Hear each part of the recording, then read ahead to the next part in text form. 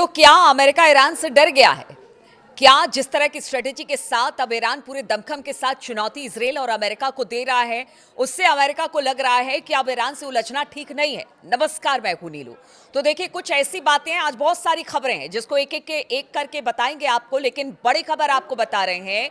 अब अमेरिकी जो गुड्स यानी कि जो सामान ले जाते हैं जहाज, उनको अमेरिका की तरफ से कह दिया गया है कि देखिए, आप ईरान से दूरी बनाए रखें, यानी उससे दूरी बनाए रखें। अगर किसी तरह से कुछ खबरें आती हैं या किसी तरह से उलझना नहीं है, या आईआरजीसी के अगर वहां पर नौकाएं जो हैं या जहाज जो हैं आपकी तरफ बढ़ते भी हैं, तो आपकी किसी तरह का कोई आर्ग्यूमेंट या किसी तरह से उलझने का प्रयास ना करें। अमेरिका की तरफ से अमेरिकी जहाज जो सामान लेकर जाते हैं, खासतौर पर फारस की खाड़ी से लेकर हॉर्मुज जल डमरू के बीच का, वहां से कहा गया है कि आप ईरान से दूरी बनाए रखें। ये एक बड़ी खबर है। अब इसकी वजह क्या है, इस पर भी बातचीत करेंगे। इसके अलावा बहुत सारी और खबरें हैं जो कि प्रमुखता के साथ इस वक्त दिखाई दे रही हैं। तो सबसे पहली बात कि अब देखिए, ऐसा है कि बेंजामिन नेतन्याहू जो है वो अमेरिका पहुंच चुके हैं। आज ट्रंप से उनकी मुलाकात होनी है। मुलाकात इस बात को लेकर होनी है कि ईरान को लेकर क्या किया जाए। पूरी तरह से कोशिश करेगा इजराइल की वो बात मनवाए कि देखिए, अब हमला करने का सही समय ईरान पर है। लेकिन इसी बीच ईरान की तरफ से अमेरिका को आगाह किया गया है कि आप नेतन्याहू के बात में ना आए, यानी बातचीत के रास्ते पर ही आगे चले, उनके बहकावे में ना आए। इस तरह की बातें ईरान की तरफ से स्पष्ट कर दी गई है। साथ ही साथ आज इस्लामिक रिवॉल्यूशन की वर्षगांठ मनाई जा रही है, 47वीं वर्षगांठ है। और आज खामनी और उनके लोगों का दमखम दिखेगा, यानी जिस तरह के शक्ति प्रदर्शन की बात की जा रही है, खासतौर पर खामनी साहब के, वो शक्ति प्रदर्शन आज दिखने वाला है ईरान की सड़कों पर।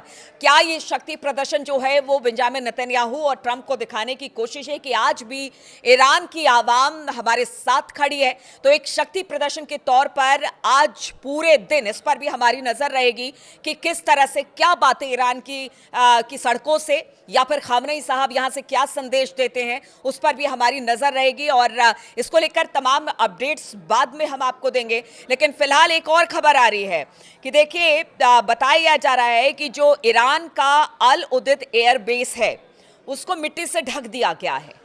क्या ईरान को इस बात की भी आशंका है कि नेतन्याहू अगर पहुंचे हैं ट्रंप से तो इस बीच कोई हमला भी हो सकता है? इसकी भी तैयारी कर ली गई है। अल उदैद एयरबेस को मिट्टी से ढक दिया गया। जो सैटेलाइट तस्वीरें आई हैं उसमें ये बात स्पष्ट हो रही है। साथ ही साथ कहा जा रहा है कि कतर में जो मिसाइल लोड होने की खबर सामने आ रही है, जिसमें अमेरिका का जो पेट्रियाट मिसाइल है उसको अब देखिए बताया जा रहा है कि वो ट्रक में जो लॉन्चर्स होते हैं, ट्रक लॉन्चर्स, उस पर मूव किया जा रहा है, उस पर रखा जा रहा है ताकि जल्द से जल्द इसको कहीं भी मूव किया जा सके। तो ये 2-3 बातें हैं जो कि बेंजामिन नेतन्याहू के ट्रंप से मिलने के बाद ये सब खबर आ रही है कि देखिए, अपनी अपनी तैयारी, चाहे वो ईरान हो या फिर अमेरिका हो, उनके एयर बेसेस हो, वो सब कर रहे हैं। लेकिन बातचीत का रास्ता हम इसलिए कह रहे हैं क्योंकि आज दूसरे दौर की बातचीत के लिए बताया जा रहा है कि ईरान में जो सबसे करीबी अली खामनेई साहब के माने जाते हैं, यानी कि अली लारिजानी, वो पहुंच चुके हैं ओमान यानी मस्कट। और बताया जा रहा है कि अगर अली लारिजानी वहां जा रहे हैं, लारिजानी का जाना एक बहुत बड़ी बात होती है क्योंकि हमेशा से अमेरिका और ईरान के बीच वो मध्यस्थता करते रहे हैं। सबसे ज़्यादा वो अली खामनेई के करीबी माने जाते हैं और कहते हैं कि उनको हर एक रिपोर्ट, अली लारिजानी जो हैं वो हर एक बात खामनेई से शेयर करते हैं और बड़े गुप्त तरीके से खामनेई साहब को उन पर बड़ा भरोसा है। तो अब वो ओमान यानी कि मस्कट में पहुंच चुके हैं और कहा जा रहा है कुछ फॉर्मूले के साथ अली लारिजानी पहुंचे हैं। अब ये फॉर्मूला क्या है? क्या बातचीत से समस्या का हल हो जाएगा? क्योंकि जैसे शुरुआत में ही हमने आपको बोला, अमेरिका नहीं चाहता कि किसी तरह का युद्ध हो। इजराइल दबाव बनाने की कोशिश कर रहा है। ईरान कह रहा है कि आप इजराइल के दबाव में, नेतन्याहू के दबाव में ना आए। इधर अमेरिका कह रहा है कि हमारे जो मालवाहक जहाज हैं वो ईरान की सीमा के पास ना जाए। अगर आईआरजीसी की कोई बोट आती दिखाई देती है तो उससे बहुत ज़्यादा आप लड़ाई झगड़ा ना करें, उनकी बात सुने और वहाँ से दूर हट जाए। तो इसे क्या माना जाए? क्या अमेरिका अब इस बात के लिए तैयार हो गया है कि ठीक है, बातचीत का रास्ता ही अख्तियार किया जाए, क्योंकि ये समय जो है वो सही नहीं है। कुछ बातों पर निगोशिएट करने की बात सामने आ रही है। अगर लारीजानी वहां पहुंचते हैं, लारीजानी के पहुंचने के बाद कहा यह जा रहा है कुछ फॉर्मूले के साथ पहुंचते हैं। उस फॉर्मूले में ये कहा जा रहा है कि देखिए 60 to 80% यूरेनियम का इनरिचमेंट हो चुका है। ईरान कभी भी परमाणु परीक्षण कर सकता है। ऐसे में हो सकता है कि इस पर कुछ निगोशिएट हो, क्योंकि देखिए लंबी दूरी की मिसाइलों की प्रोटेक्शन के लिए तो लगातार ईरान ने कह दिया कि इस पर बातचीत नहीं होगी, लेकिन हो सकता है कि कोई बीच का रास्ता इस पर निकाला जाए। जहां तक बात इजराइल की है, इजराइल कह रहा है कि अस्तित्व का संकट हमारे ऊपर है।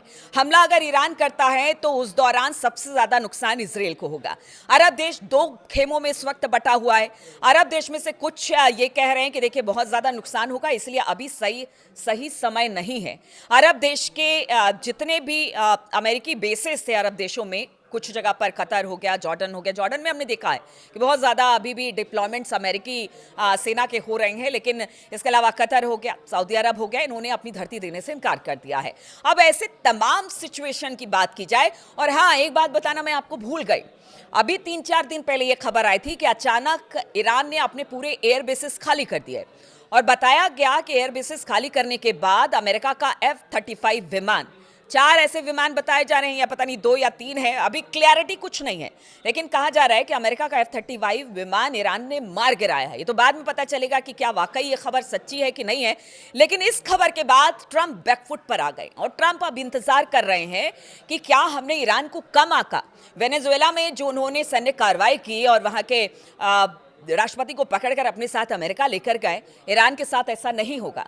इसलिए अब ईरान की शक्ति को परखने का वक्त है। बातचीत एक तरफ हो रही है, कूटनीतिक बातचीत है, बातचीत से ही हल के रास्ते पर आगे बढ़ने की तैयारियां अमेरिका कर रहा है, क्योंकि अमेरिका के लिए भी सही नहीं है। ट्रंप के लिए लोग कहते हैं कि पहले अमेरिका किसी भी बात को करने से पहले बड़ा सोचता था, अपने थिंक टैंकों के साथ बैठता था, लेकिन अब तो ऐसा है कि ट्रंप के साथ कि वो पहले करते हैं, उसके बाद में सोचते हैं कि करना क्या है। वेनेजुएला के साथ ऐसा ही हुआ है। अब ये कहा जा रहा है कि देखिए कहीं ऐसा तो नहीं कि अगर ईरान पे इजराइल के कहने पर हमला कर दे, उसके बाद क्या वहां से प्रतिक्रिया आती है, इस बात का अंदाजा जो अमेरिका के बुद्धिजीवी है वो भी लगा रहे हैं। इसलिए सब यही कह रहे हैं कि नहीं, बातचीत का रास्ता ही अख्तियार किया जाए, और ये बातचीत का रास्ता ईरान और अमेरिका दोनों के लिए सही है, भले ही इजराइल क्यों ना प्रेशराइज करे आपको। तो ऐसे में अब ट्रंप ये चाहते हैं कि नहीं, बातचीत के रास्ते से आगे बढ़ा जाए।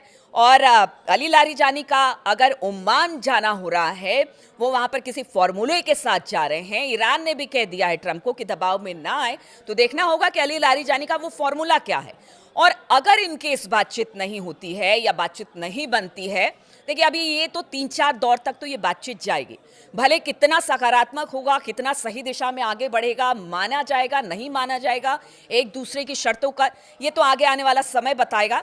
लेकिन कहा जा रहा है कि टॉक्स होंगे, यानी पीस की बात होगी, यहाँ पर लड़ाई की बात अभी नहीं होगी, भले ही इजराइल कितना भी दबाव बनाए। लेकिन इस बीच ये भी खबर है कि अगर नेतन्याहू दबाव बनाने में कामयाब रहते हैं तो क्या इजराइल पहले हमला करता है, अमेरिका उसके पीछे जाएगा, क्या ये सब चीजें होगी? क्योंकि ना तो अमेरिका और खासतौर पर ट्रंप के मूड का कोई भरोसा नहीं कि कब वो क्या कर दे।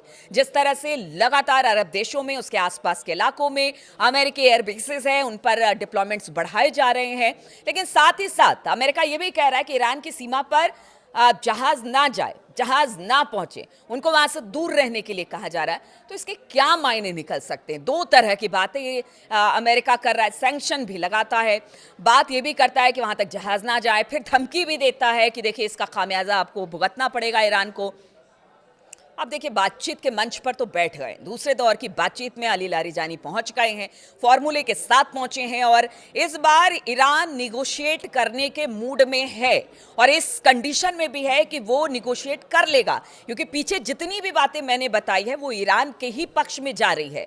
अमेरिका और इजराइल इस वक्त बैकफुट पर दिखाई दे रहा है, क्योंकि नुकसान बहुत ज्यादा होने वाला है। सिर्फ ईरान को नहीं, ईरान को तो जो नुकसान होगा चलिए ठीक है, उसके झेलने के लिए वो तैयार हैं, उसके लिए हमला करेंगे, लेकिन इजराइल को, अमेरिका को, अरब देशों को, सबको नुकसान का खामियाजा उठाना पड़ेगा। इसलिए टॉक्स ही सबसे बड़ा हथियार इस वक्त दिखाई दे रहा है। अब देखना होगा कि जब नेतन्याहू और ट्रंप के बीच जो बातचीत हुई है सामने आती है, उसमें क्या है, क्या दबाव बनाने में नेतन्याहू ट्रंप पर कामयाब होते हैं, क्या हमला होगा, या लगता है अमेरिका को नहीं, अभी बातचीत ही करेंगे। पहले हम सामने वाली की ताकत को भांप तो लें, उसके बाद आगे देखा जाएगा क्या होगा, क्योंकि ईरान की ताकत को अब अमेरिका और इजराइल भी मान रहा है।